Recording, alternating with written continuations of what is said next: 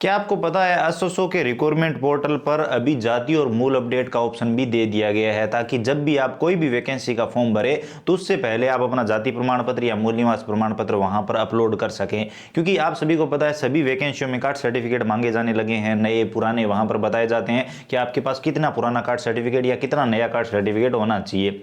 तो वो सब चीज़ें दिखाने के लिए अभी आपको ऑनलाइन अपनी एसएसओ आईडी के रिक्रूटमेंट पोर्टल पर अपने जाति प्रमाण पत्र और मूल निवास प्रमाण पत्र को अपडेट करना होगा। ये प्रोसेस बहुत ही सरल सा है। आप अपने मोबाइल से भी अपने एसएसओ आईडी के रिक्रूटमेंट पोर्टल पर जाति प्रमाण पत्र और मूल निवास प्रमाण पत्र को अपलोड कर सकते हो, अपडेट कर सकते हो। तो चलिए जानते हैं कि आपको क्या करना है और जो जाति प्रमाण पत्र या मूल निवास प्रमाण पत्र अपलोड करने में प्रॉब्लम्स आ रही है उनका क्या समाधान हो सकता है। तो चलिए शुरू करते हैं। इसके लिए सबसे पहले एसएसओ आईडी को यहाँ पर लॉग इन करेंगे। SSO ID password captcha code दर्ज करके लॉग इन कर लेंगे। यहाँ पर रिक्रूटमेंट पोर्टल पर आएंगे। इस पे आने के बाद अगर आपसे ओटीआर अपडेट करने के लिए बोला जाता है तो पहले इसे अपडेट कर लीजिए। इस पर हमने कंप्लीट वीडियो बना रखा है। अब यहाँ पर आपको डॉक्यूमेंट डिटेल्स का एक ऑप्शन दिखाई देगा, इस पे आपको क्लिक करना है जाति प्रमाण पत्र और मूल निवास प्रमाण पत्र अपलोड करने के लिए, अपडेट करने के लिए।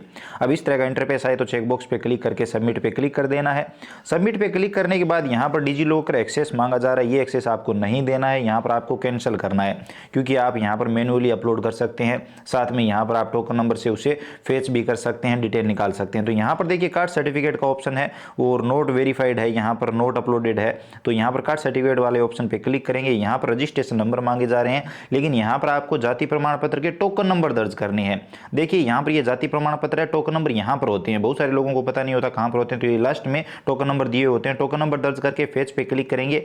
यहाँ पर आवेदक की कंप्लीट डिटेल आ जाएगी। साथ में यहाँ पर कास्ट कैटेगरी जरूर चेक करनी है। बहुत सारे लोगों के जाति प्रमाण पत्र से गलत कास्ट कैटेगरी आ रही है। उसके बाद चेकबॉक्स पे क्लिक करेंगे और यहाँ पर प्रोसीड पे क्लिक करेंगे तो यहाँ पर आपका कास्ट सर्टिफिकेट अपडेट हो जाएगा। लेकिन यहाँ पर आपको अपनी कास्ट कैटेगरी चेक जरूर करनी है कंप्लीट अपडेट करने से पहले।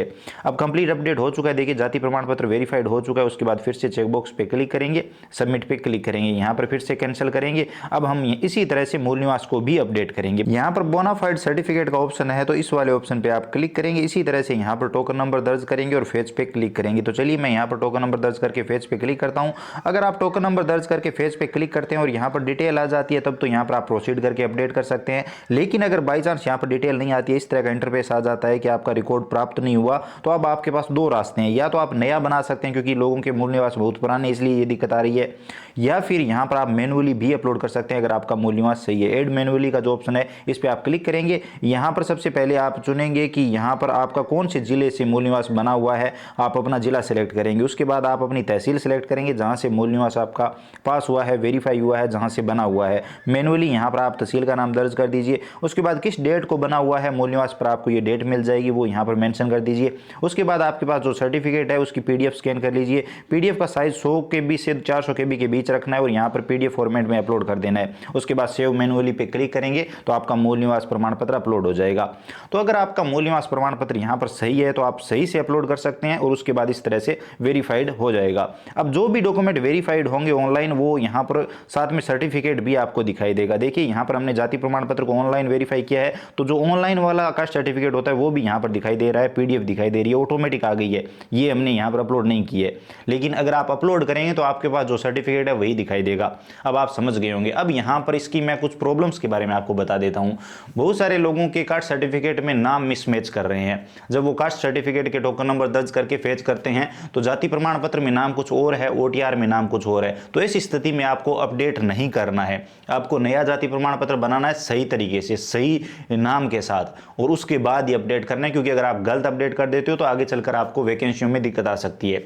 इसी के साथ अगर आपकी कास्ट गलत दिखाई दे रही है, जाति प्रमाण पत्र अपलोड करते टाइम वहां पर कास्ट कैटेगरी गलत दिखाई दे रही है, तो भी आपको अपडेट नहीं करना है, आपको सही करना है पहले और उसके बाद। या फिर अगर आपका जाति प्रमाण पत्र में कास्ट कैटेगरी सही है लेकिन वहां पर गलत दिखाई दे रही है तो थोड़ा सा वेट करना है और उसके बाद ट्राई करना है। या फिर जाति प्रमाण पत्र या मूल निवास प्रमाण पत्र का डेटा फेच नहीं हो रहा है, यानी ऑनलाइन नहीं उठा रहा है, और आपका जाति प्रमाण पत्र या मूल निवास प्रमाण पत्र एकदम सही है, तो आप बिल्कुल मैनुअली अपलोड कर सकते हो। मैंने आपको बता दिया है, ऐड मैनुअली वाले ऑप्शन पे क्लिक करके करके वहां पर आप अपनी डिटेल देकर आपके पास जो सर्टिफिकेट है वो PDF फॉर्मेट में स्कैन करेंगे और वहां पर अपलोड कर देंगे। तो ये तरीका भी एकदम सही है। लेकिन वो आपका जो कास्ट सर्टिफिकेट या बोनाफाइड सर्टिफिकेट आपके पास है जिसे आप मैनुअली अपलोड कर रहे हैं, वो एकदम सही होना चाहिए, उसमें कोई कमी नहीं होनी चाहिए, नाम वगैरह में कहीं कोई मिसमैच नहीं होना चाहिए।